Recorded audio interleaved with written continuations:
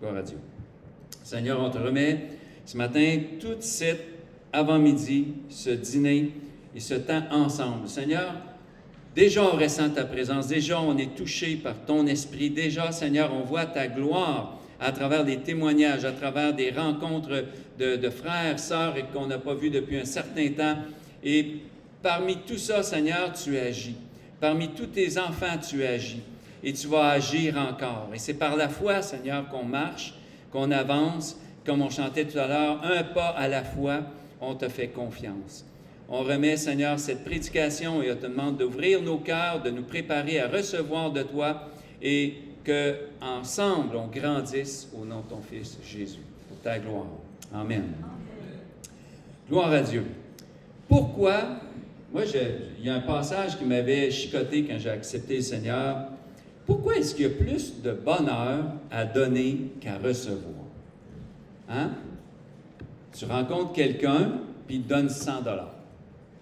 J'étais pour dire 20, mais avec l'inflation, on va monter à 100. 100 $, hein, brun, tu sais. Hey, merci. Pourquoi tu me donnes ça? Ben, pour rien. J'avais à cœur de te donner. Ouais. Lequel est le plus content? Celui qui a sorti le 100 $ et qui se dit, oh, qu'est-ce que j'aurais pu faire avec ça? OK, j'ai donné à ça, je vais le laisser. Des fois qu'il n'aurait pas besoin, il va peut-être me le redonner, tu sais. Mais l'autre qui le reçoit, il ne veut pas le redonner. 100 $, wow! Ça, c'est dans le monde, hein, dans l'esprit du monde. On donne, c'est dur, puis il y a un élastique après. Ou si on donne, c'est justement parce qu'on veut quelque chose en échange, quelque chose en retour. On rend service. Hey, tu m'en dois une, hein? C'est un peu la mentalité du monde. Puis il y a un proverbe africain. Là, vous me direz si mon proverbe est bien cité. La main qui donne est au-dessus de celle qui reçoit. J'ai trouvé ça bon, ça.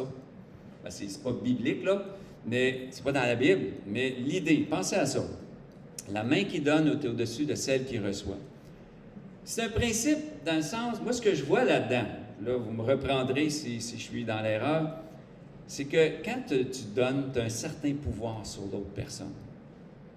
Tu as comme une main pas de contrôle, mais tu sais, je te donne 100 $, rappelle-toi de moi quand je vais être dans le besoin. Mais ça, c'est pas chrétien. C'est pas chrétien, non. Je ne veux pas dire que le proverbe n'est pas bon, mais il faut faire attention si on l'interprète comme ça. Là, il faudrait vous m'expliquer comment vous l'expliquez, vous l'interprétez. Parce qu'un proverbe, on peut le comprendre de toutes sortes de façons. Mais moi, je l'ai compris comme ça. Et je me suis dit, dans la parole de Dieu, la main qui donne, elle doit le faire sans que l'autre main sache. Hein? Ça, c'est une autre idée, là. On donne, puis on n'en parle pas. On ne se pète pas les bretelles avec ça. Il faut être humble. Moi, je dis souvent, je suis fier d'être humble. C'est ma fierté d'être humble. Je vous le dis, là, c'est mon plus beau talent. C'est pas long qu'on vient de manquer son coup, hein? L'humilité, là, aussitôt que tu penses que tu l'as, tu viens de la perdre. Fait que ça ne marche pas. Être dans la parole de Dieu, ça veut dire être capable de recevoir et de donner. Donc, on va y aller mollo aujourd'hui, là. On a du temps, on dîne juste à midi, fait que j'ai une grosse demi-heure. Non, ça ne sera pas très long, vous allez voir. Quand on donne, c'est un privilège, hein? C'est une position de force. Si je suis capable de donner, puis que l'autre a besoin de recevoir, il y a une position de force en quelque part. Mais ce que le Seigneur nous dit, lui, ça c'est un principe naturel. Hein? Tu es naturellement enclin à essayer d'être plus fort, à essayer de gagner, à essayer d'être le premier, à essayer d'être meilleur, de réussir. Hein? Ça, c'est la mentalité du monde. Mais le principe surnaturel, lui, on va tourner dans Luc. L'Évangile de Luc, au chapitre 6. Et là, vous allez me dire, ben oui, le sermon sur la montagne, c'est sûr, il fallait y penser, hein? Ben oui. Le sermon sur la montagne, c'est pas écrit dans la Bible, le sermon sur la montagne, ça, c'est des titres qu'on a rajoutés. Mais oui, ça a été dit par Jésus sur une montagne. Et on a déjà été en Israël. Puis ce qui m'avait surpris en Israël, quelqu'un qui dit, il montait sur une montagne. Tu n'as pas le choix de monter sur une montagne, il y a juste ça, des montagnes là-bas. Tu sais, c'est pas d'une montagne, tu es dans une vallée, puis là, ça va pas toujours bien dans une vallée. Fait que tu remontes sur la montagne pour parler. C'est vraiment un pays montagneux. Puis Jésus profitait justement de l'inclinaison des terrains, des vents pour porter sa voix, qu'il y a des milliers de personnes entendent. Et des fois, on se dit, ça se peut pas qu'il y ait eu 10 000 personnes ou 5 000 personnes. Oui, ça se peut. C'est possible. C'est vraiment génial comment c'est fait. Au verset 20 du chapitre 6 de Luc, ça dit, « Alors Jésus, levant les yeux sur ses disciples, dit, « Heureux vous qui êtes pauvres, car le royaume de Dieu est à vous. Heureux vous qui avez faim, maintenant, car vous serez rassasiés. Heureux vous qui pleurez maintenant, car vous serez dans la joie. Heureux serez-vous lorsque les hommes vous haïront, lorsqu'on vous chassera, vous outragera, et qu'on rejettera votre nom comme infâme à cause du Fils de l'homme. Réjouissez-vous en ce jour-là et tressaillez d'allégresse, parce que votre récompense sera grande dans le ciel, car c'est ainsi que leur Père traitait les prophètes. Mais malheur à vous, riches, car vous avez votre consolation. Malheur à vous qui êtes rassasiés, car vous aurez faim. Malheur à vous qui riez maintenant, car vous serez dans le deuil et dans les larmes. Malheur lorsque tous les hommes diront du bien de vous, car c'est ainsi qu'agissait leur Père à l'égard des faux prophètes. Mais je vous dis, à vous qui m'écoutez, et là, c'est vous qui m'écoutez, là, hein? C'est Jésus qui vous parle, là. Aimez vos ennemis. Pas facile, ça. Mais ce n'est pas par nos forces. Faites du bien à ceux qui vous haïssent. Bénissez ceux qui vous maudissent. Priez pour ceux qui vous maltraitent. Si quelqu'un te frappe sur une joue, présente-lui aussi l'autre. Si quelqu'un prend ton manteau, ne l'empêche pas de prendre encore ta tunique.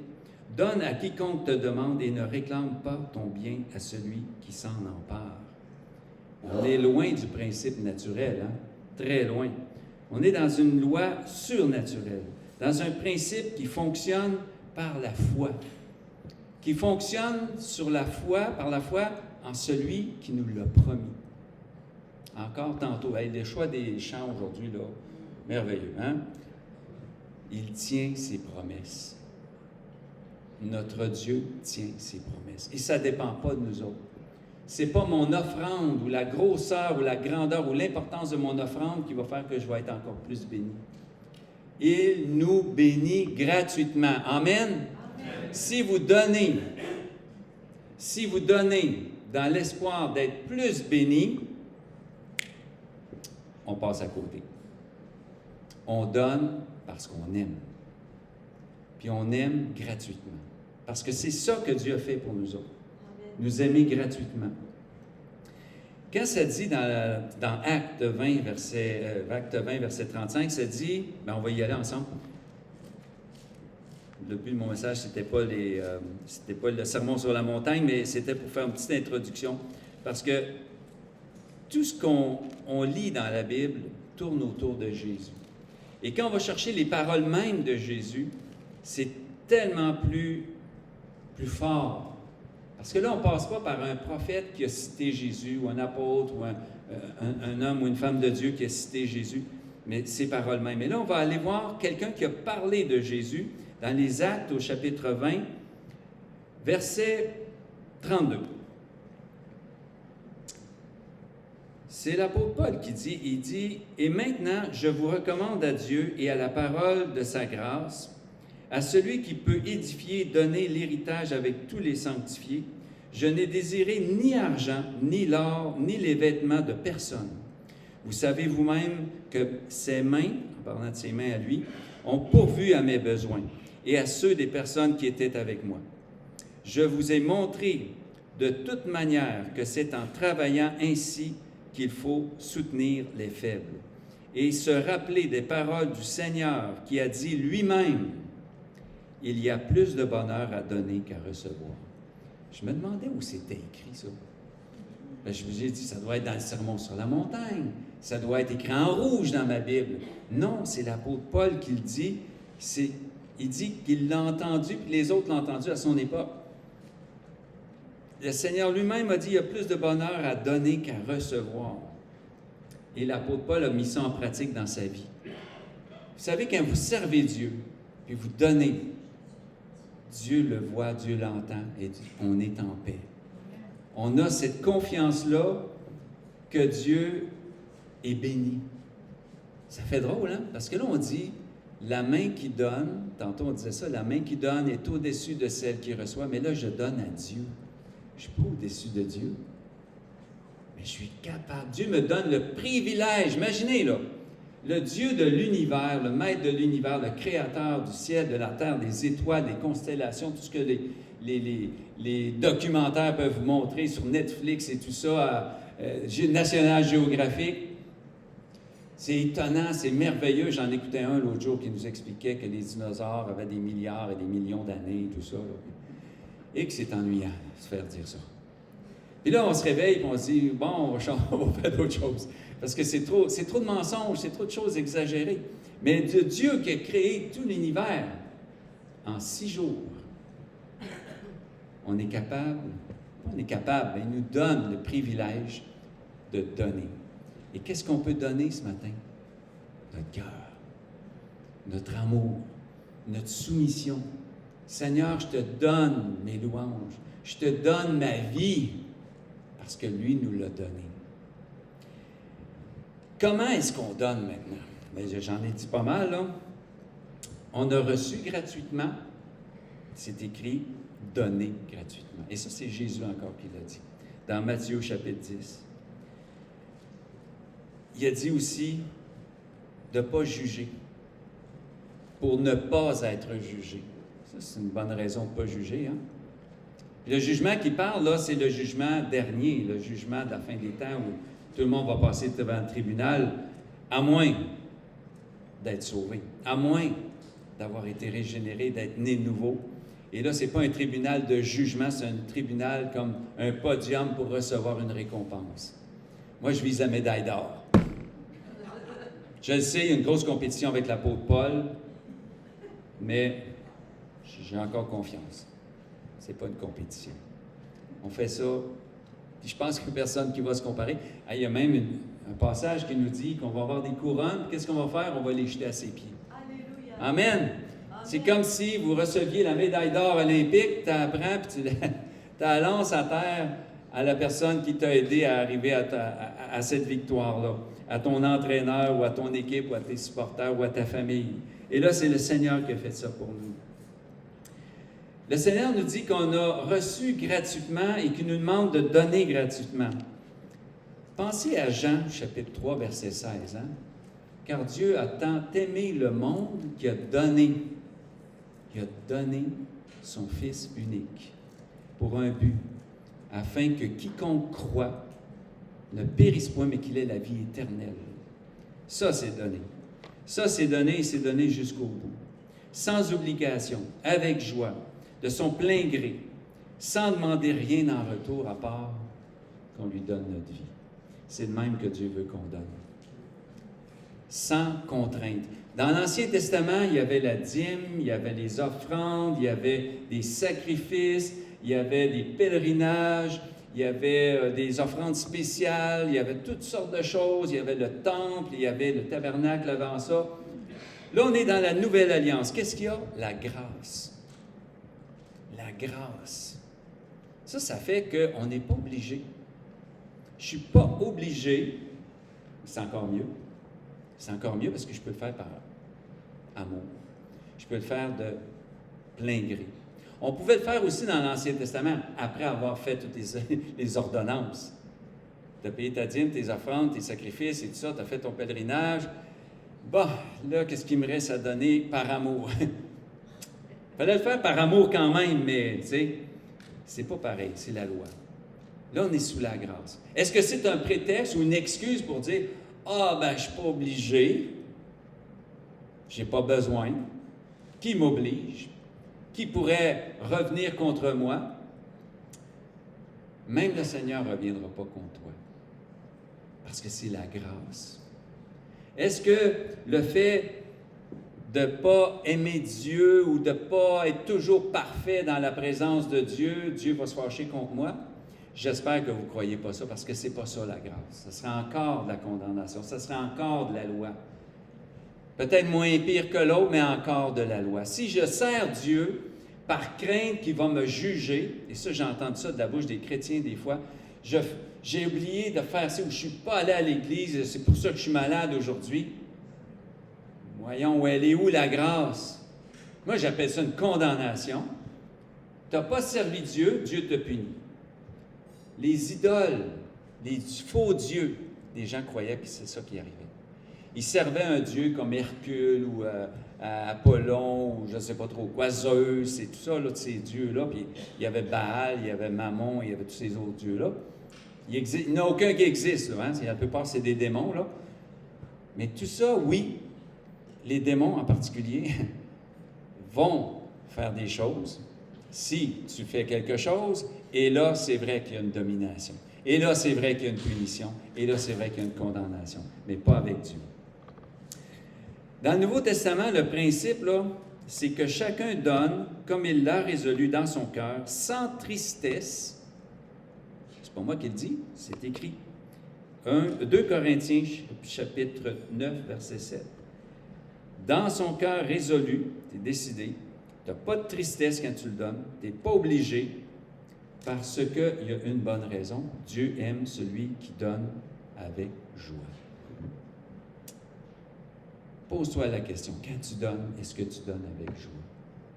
Et pour donner avec joie, il ne faut pas s'arrêter là, parce que là, on dit, c'est toujours dur de donner, là, vraiment donner avec joie, je ne suis pas toujours capable. Là. Bien, pense, pourquoi tu donnes? À qui tu donnes? Qu'est-ce que ça va donner? Mais il ne faut pas tomber non plus dans le piège de donner juste quand on est sûr que la personne est super correcte, super parfaite et ça va être certain que ça va bénir quelqu'un. Tu donnes selon le cœur que Dieu t'a donné. Si Dieu t'a dit, fais-le de bon cœur. Fais-le sans tristesse, sans contrainte. Quand le prophète Élie a été dans le besoin, il y a eu une grande famine, il a été voir une veuve. Dieu lui a dit, va à Sarepta, va voir une veuve, elle va pourvoir à tes besoins. Mais la veuve, là, une veuve en Israël, dans ces pays-là aussi, là, il n'y avait pas d'aide sociale, là. Il n'y avait aucune ressource. Puis en plus, c'est un temps de famine. Il me semble d'un temps de famine, je ne vais pas voir la personne la plus pauvre, je vais voir la personne la plus riche. C'est logique. Dieu dit, va voir la personne la plus pauvre. Et les veuves, en plus, elle a un enfant à nourrir. Qu'est-ce qui lui restait? Un petit peu de farine, un petit peu d'huile, c'est tout. Mais Dieu a pourvu. L'huile n'a jamais manqué, il n'y a rien manqué. Tout a été accompli comme Dieu l'avait dit, parce que la femme a accepté de le faire. Oui, elle a dit la vérité, mais c'est tout ce qui me reste. Elle n'a pas dit, ben va-t'en, là, enchaîne-moi pas avec ça, voyons, on va mourir, là. Oui, elle a dit, on va mourir. Elle était réaliste, mais elle était prête à mourir pour le faire. C'était plus que catastrophe. C'est malgré la catastrophe, je vais servir. Les hommes qui ont été jetés dans le feu avec Daniel, Shadrach, Meshach, Abednego, ils ont été jetés dans la fournaise ardente. Puis on dit, parce qu'ils ont refusé de prier ou d'adorer une statue, ils ont dit, sache, roi, que notre Dieu est capable de nous délivrer, et même si on n'est pas délivré, on va rendre gloire à Dieu. On n'adorera pas la statue. Ça, c'est ma version, là. Ils l'ont fait. Ils ont été jetés dans le feu, ils sont sortis, ils ne sentent même pas la fumée. Ça, c'est donner sa vie par conviction, par amour, parce que tu crois en Dieu. Quand on donne, c'est à Dieu qu'on donne. Ça, c'est un principe important. Si tu donnes à une personne en espérant que cette personne-là va bien utiliser l'argent, c'est correct. Mais si tu la donnes seulement si tu es sûr qu'elle va bien l'utiliser, et là, je ne suis pas en train d'excuser les organismes frauduleux, là, mais je suis en train de vous dire, donnez, puis faites confiance au Seigneur. Faites confiance au Seigneur. Oui, vérifiez quand même à qui vous donnez l'argent, là. Puis si vous ne donnez pas d'argent, des fois, c'est mieux de donner de la nourriture. Il y a des gens, l'argent, ils ne font pas toujours des bonnes choses avec ça, même ça peut leur nuire. Il vaut mieux porter une assistance plus matérielle. Puis donner, là, c'est pas juste d'argent. Donner de sa vie, donner de son temps, juste être là. Vous savez, il y a eu des manifestations cette semaine, des grèves. Mais je me rappelle, les délégués nous disaient, délégués syndicaux nous disaient, vous n'avez pas besoin de crier, faire des trompettes et tout ça, juste être là. Mais ça m'a fait penser à nous autres, les enfants de Dieu. Dieu nous demande d'être disponibles, d'être présents, d'être là, puis pas juste physiquement, là, parce que nous autres, c'est spirituel, mais d'être là spirituellement, parce que être présent, c'est se donner. C'est donner de son temps, parce que je ne suis pas ailleurs en train de faire d'autres choses. C'est donner de ses pensées, parce que c'est important.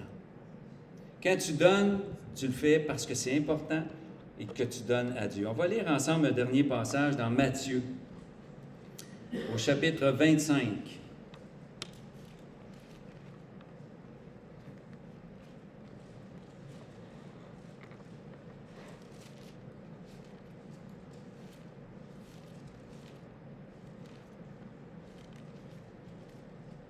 Il y a une grande libération quand on dit à quelqu'un qu'elle n'est pas obligée de donner, mais qu'elle doit le faire par amour. C'est une grande libération, hein? C'est la même libération qu'on a quasiment, là. Des fois, c'est pareil. Que quand on dit « t'es sauvé », mais pas par tes œuvres, mais par grâce. Qu'est-ce que tu veux dire? Ben, il a tout fait à ta place. Tu es sauvé parce qu'il est mort pour toi. Et ce que tu as maintenant à faire, c'est dire « Oui, Seigneur, je t'accepte dans ma vie et je marche à ta suite. J'accepte de t'obéir. » C'est vraiment une liberté qu'on ressent, qu'on reçoit et qu'on peut vivre par la suite. Matthieu, chapitre 25, au verset 35, nous dit, c'est les paroles du Seigneur lui-même, « Car j'ai eu faim et vous m'avez donné à manger. J'ai eu soif et vous m'avez donné à boire. J'étais étranger et vous m'avez recueilli. J'étais nu et vous m'avez vêtu. J'étais malade, vous m'avez visité. J'étais en prison et vous êtes venus vers moi. » Les justes lui répondront, « Seigneur, quand t'avons-nous vu avoir faim, t'avons-nous donné à manger, ou avoir soif et t'avons-nous donné à boire? Quand t'avons-nous vu étranger et t'avons-nous recueilli, ou nu et t'avons-nous vêtu? Quand t'avons-nous vu malade ou en prison et sommes-nous allés vers toi? » Et le roi leur répondra, « Je vous le dis en vérité, toutes les fois que vous avez fait ces choses à l'un de ces plus petits de mes frères, c'est à moi que vous les avez faites. » Pensez à ces paroles-là. Chaque fois que vous aidez quelqu'un dans le besoin, principalement des croyants, c'est pas obligé d'être des croyants, ça peut être des futurs croyants. Amen? Hein, des fois, on dit, « Ah, ben, il n'est pas croyant, vas-tu l'aider? Va aider un chrétien en place. » Hey, t'étais quoi avant d'être croyant? Un non-croyant. Hein? Avant d'être sauvé, t'étais perdu. On l'a chanté aussi. J'étais perdu, maintenant je suis retrouvé. Pensons à ce qu'on était avant. Réalisons à quel point ce qu'on fait, aider les gens, visiter en prison les malades, donner à boire, donner à manger, donner des vêtements, accueillir, juste accueillir chez soi. Juste téléphoner à quelqu'un. Juste saluer quelqu'un, plus que dire le Seigneur est un ébéniste. C'est pas ça? Non, non, il est charpentier. Le Seigneur t'ébéniste? Non. Te bénisse, c'est ça. Ah, OK, c'est ça. Il était charpentier pareil, là. Hein, des fois, on dit tellement vite qu'on ne sait plus ce qu'on dit. Le Seigneur te bénisse. Benjamin m'a fait réfléchir à un moment donné là-dessus. Quand on serre la main à quelqu'un pour dire « le Seigneur te bénisse », il faut vraiment le penser. Il ne faut pas que ce soit des paroles juste de même, là, tu sais, comme une parole magique. Là. Tu sais, des abracadabra, il n'y en a pas dans la Bible. Des formules toutes faites, là, des formules magiques, là. Ah, si tu dis au nom de Jésus, ça doit s'accomplir. Au nom de Jésus, ça veut dire par l'autorité de celui qui m'envoie, donc Jésus, j'ordonne telle chose. Mais s'il n'est pas d'accord, tu lui forces la main. Peux-tu forcer la main à Dieu? Pas personne qui va faire ça. Mais je suis d'accord que si tu marches avec Dieu et que tu veux faire le bien, faire l'œuvre de Dieu, puis tu es en communion avec Dieu, n'hésite pas de dire au nom de Jésus, pour le bien et l'œuvre de Dieu. Amen. Ici, ce n'est pas des paroles magiques, mais c'est des paroles puissantes, parce qu'elles sont basées sur la foi qu'on a sur ses promesses. Ce n'est pas une illusion, ce n'est pas des paroles humaines, c'est des paroles divines, c'est les paroles du Seigneur lui-même qui ont été mises à l'épreuve des milliers et des milliers de fois par tous les croyants qui nous ont précédés, par les croyants qui sont ici encore de nos jours, dans d'autres pays, des missionnaires, ici au Québec. Vous savez, c'est une terre missionnaire au Québec, hein? On n'a pas misère à le croire. Quand on visite plusieurs églises du Québec, on se rend compte qu'il y a beaucoup de besoins encore. Je disais ça il y a 40 ans. Et c'est encore comme ça.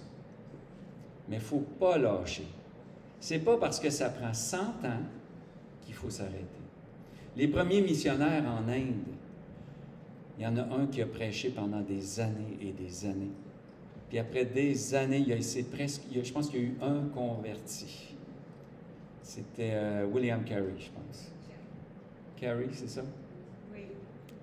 Des années de prédication, puis une conversion. Est-ce qu'on est prêt à faire ce sacrifice-là, de donner notre vie, donner notre temps, donner nos efforts, tout remettre dans les mains du Seigneur pour attendre pendant des années à avoir un tout petit fruit? Ce n'est pas tout le monde. Mais faisons confiance au Seigneur. Dieu ne fonctionne pas comme dans le monde. Dans le monde, si tu ne produis pas assez, surtout si tu es inscrit à la bourse, tu as des problèmes. Il faut que tu produises toujours plus. C'est un monde de fous, hein? C'est vraiment un monde de fous, parce que ça ne peut pas fonctionner tout le temps. On en voit la preuve présentement. Le monde est en train de vivre des heures difficiles, des années difficiles. Qu'est-ce que ça va donner? Venez au prochain enseignement sur l'Apocalypse. Amen. C'est écrit dans la parole de Dieu, ça va s'écrouler, ça va s'effondrer. Je ne veux pas être un prophète de malheur, mais oui, c'est ça qui va arriver. Sauf que les croyants, si on remet notre vie au Seigneur et qu'on a donné notre vie au Seigneur, Dieu la garde précieusement. Amen. Puis il va nous garder au jour du malheur. Moi, je suis de ceux qui croient que peut-être qu'on va y goûter un peu au début, là, mais il va venir nous chercher avant la fin. Gloire à Dieu. Je suis convaincu que Dieu vient nous chercher avant la dernière trompette. Ça serait trop plate d'avoir tout enduré ça. C'est pas très théologique, mon affaire. C'est très, très de mon cœur.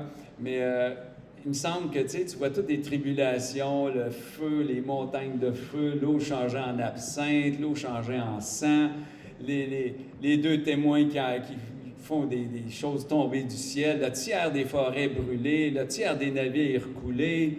Ça va pas bien dans le monde. Puis là, t'es là à l'église, alléluia, gloire à Dieu. Puis là, il te demande de te faire imprimer la marque de la bête. Mais semble, Seigneur, viens nous chercher avant ça, hein? OK, en tout cas, on n'est pas très théologique, d'accord.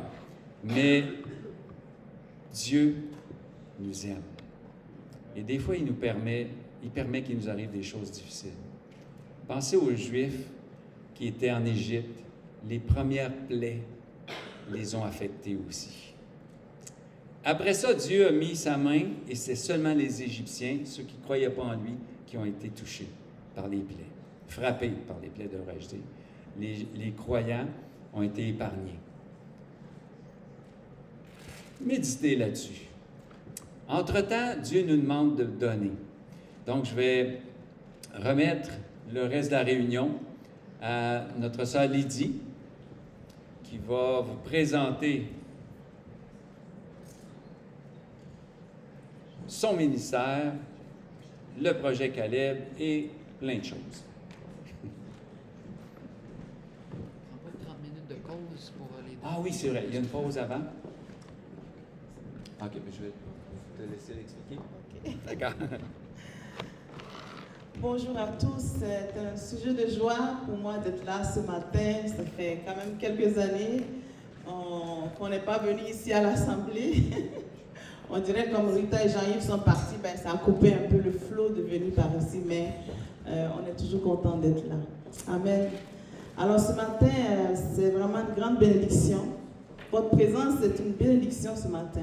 Et on veut vraiment partager un temps agréable au travers du partage, au travers des chants, au travers aussi de la nourriture qu'on va manger.